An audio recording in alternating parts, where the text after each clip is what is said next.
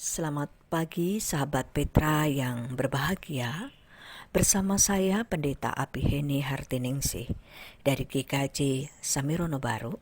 Dalam program Embun Pagi, kita akan bersama-sama mengawali seluruh kegiatan kita dengan kita bersaat teduh mendengarkan firman Tuhan.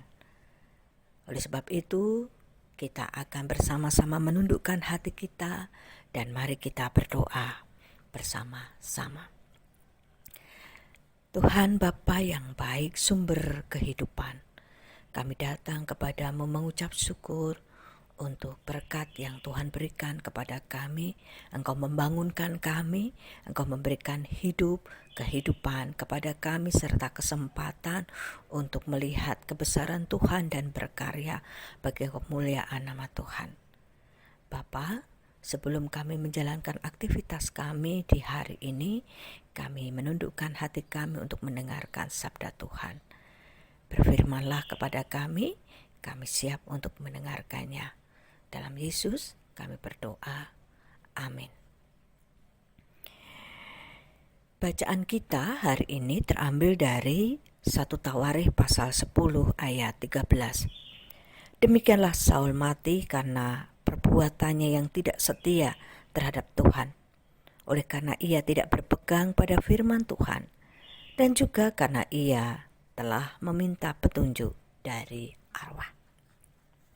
Tema kita pagi hari ini adalah ketidaksetiaan Saul. Sahabat yang terkasih, kita bersama-sama berada dalam musim penghujan. Mengingatkan kepada saya pengalaman beberapa waktu yang lalu. Pada saat itu hujan begitu lebat dan saya melihat seorang ibu yang sedang tunduk untuk mengorek-orek sesuatu di samping rumahnya. Setelah hujan reda dan saya bertemu dengan ibu itu, saya bertanya, "Bu, apa yang ibu lakukan? Kemarin saya melihat ibu mengorek-orek sesuatu." Dan ibu itu kemudian menjawab dengan nada jengkel dan marah. Karena ternyata banjir yang saat itu terjadi dan menimpa rumahnya disebabkan karena selokan di samping rumahnya itu tertahan atau bumpet.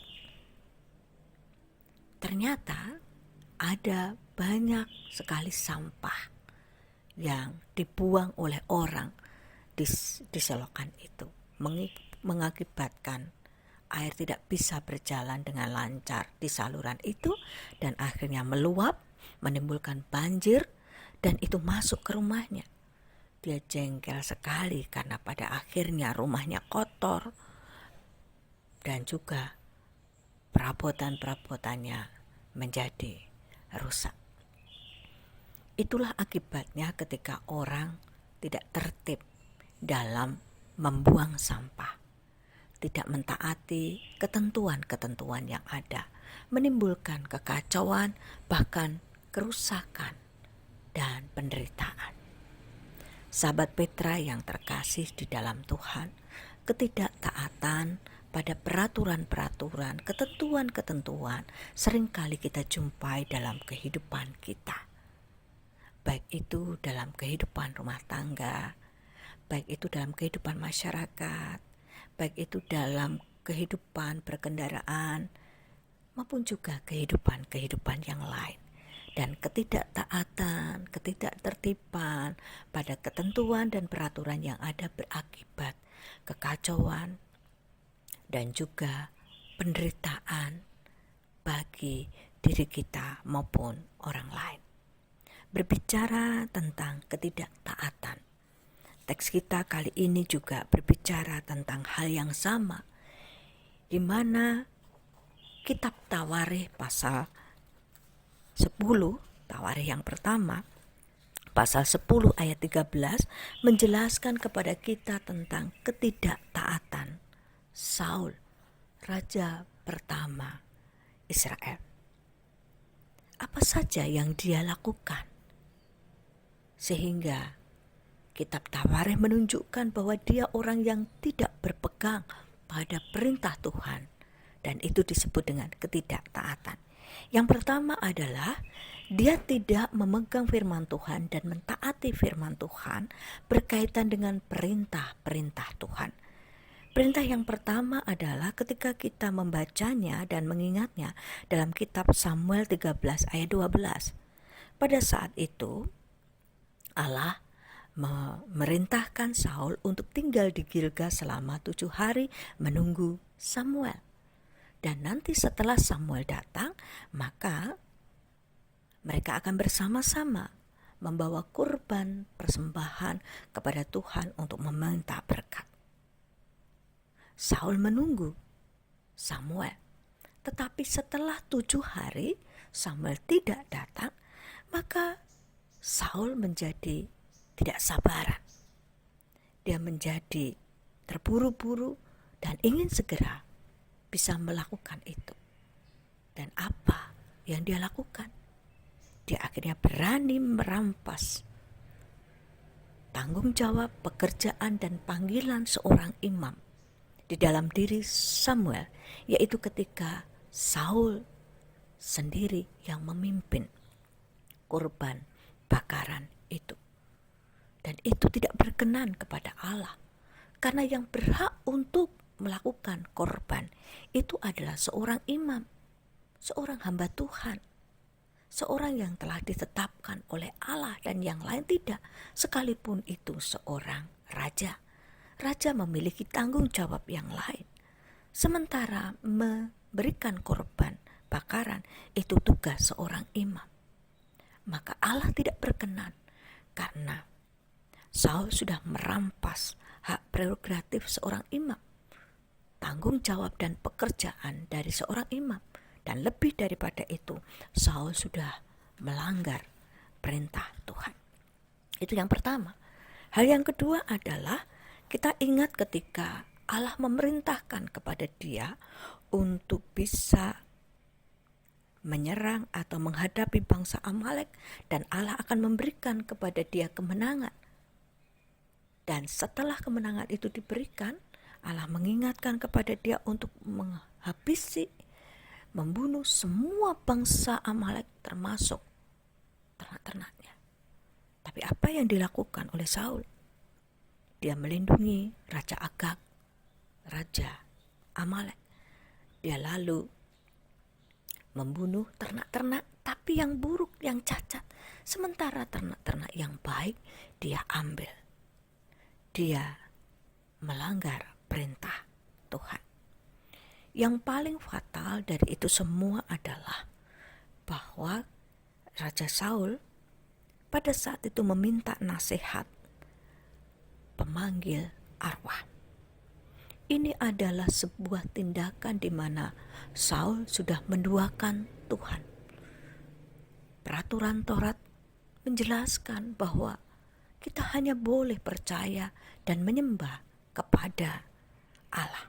Tetapi Saul justru meminta nasihat manusia, dan itu pemanggil arwah. Sementara di awal dari pekerjaannya dan tanggung jawabnya sebagai seorang raja, dia pernah membuat kebijakan untuk menghabisi, membunuh semua perama dan pemanggil roh. Tetapi sekarang dia meminta nasihat pemanggil arwah. Ini sebuah kesalahan dan dosa serta pelanggaran yang begitu berat di dalam diri Saul. Sahabat Petra yang terkasih, apa yang saya sampaikan adalah menunjukkan tentang ketidaktaatan dan ketidaksetiaan Saul terhadap perintah-perintah Tuhan. Dan apa akibatnya? Yaitu Allah tidak berkenan kepada Saul. Allah tidak berkenan kepadanya. Dan pada akhirnya Allah mengambil seluruh jabatan, fasilitas, kedudukan yang diberikan kepada Saul dan diberikan kepada orang lain. Sahabat yang terkasih, itulah buah dari perbuatan manusia yang tidak taat kepada Allah. Beranjak dari teks kita kali ini membawa kita untuk merenungkan bahwa ternyata ada banyak hal yang terjadi dalam kehidupan kita, dan manakala kita menjadi orang-orang yang tidak taat kepada Allah, maka akan muncul di dalamnya adalah penghukuman dan konsekuensi dari ketidaktaatan kita dalam hidup ini. Oleh sebab itu, mari kita taat kepada Allah. Mari kita hidup tertib, hidup taat kepada Allah yang dinyatakan melalui firman-Nya maupun ketentuan-ketentuan yang sudah dinyatakan dalam kehidupan kebersamaan kita, baik dalam kehidupan bermasyarakat, bernegara, dan lain sebagainya. Sehingga kita semua kalau hidup dalam ketaatan, dalam ketertiban, semua akan berjalan dengan baik. Dan ketika semua berjalan baik, maka akan mendatangkan kebaikan dalam kehidupan kita, kemakmuran, kesejahteraan di dalam kehidupan kita. Amin. Mari kita berdoa. Terima kasih Tuhan untuk firman yang boleh kami dengar pada saat ini.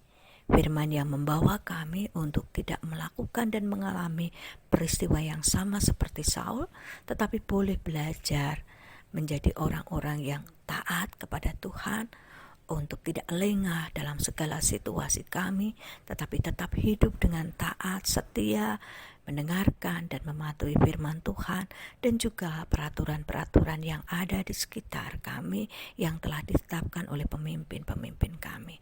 Terima kasih Tuhan, mampukan kami menjadi anak-anak Tuhan yang taat dan setia kepadamu. Amin. Demikianlah perenungan kita pada pagi hari ini. Selamat berkarya. Biarlah kasih karunia damai sejahtera dari Allah Bapa di dalam karya Tuhan Yesus Kristus dan penyertaan Roh Kudus memberkati kita sekalian. Amin.